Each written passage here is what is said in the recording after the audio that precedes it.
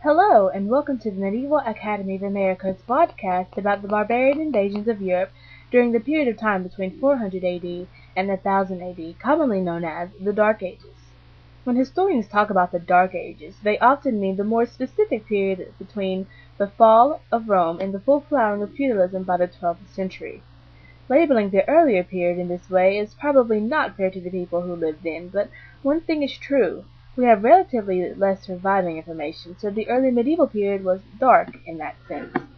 The term barbarian is Greek in origin. The Greeks originally levied it at any races who were not of Greek extraction, especially those who threatened Greek civilization and culture.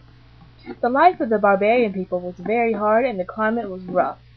Resources were scarce, thus the need for minimal clothing. Running barefoot was often a necessity.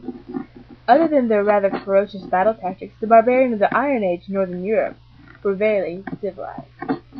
Unlike the Huns, which were a barbarian race hailing from the Orient, the North European barbarians were pretty much content to keep to themselves and to their own. Raiding forays were only made in the direst circumstances, and the climatic conditions of their other natural disasters forced them to look elsewhere. The Northern European barbarians, also known as the Celts or the Norse, consisted of several loosely knit tribes of people. To the far northwest were the Celts, now known as the British, Welsh, Irish, French, and Spanish. To the east and the northeast were the nomadic Gothic races, also known as the Visigoths or Ostrogoths, which were the most active in helping bring the fall of the Roman Empire. The result of these invasions are still apparent today. The most recognizable to me is the culture.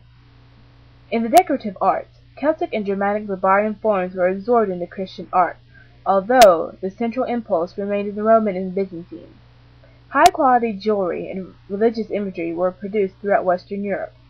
Charlemagne and other monarchs provided patronage for the religious artworks such as reliquaries and books. Some of the principal artworks of the age were fabulous, illuminated manuscripts produced by monks, using gold, silver, and precious pigments to illustrate biblical narratives. Early examples include the Book of Kells and many Frankish manuscripts. Although the cultural side may be appealing, let's take a look at the political side. The whole thing started in 410 when the Visigoths attacked and sacked Rome.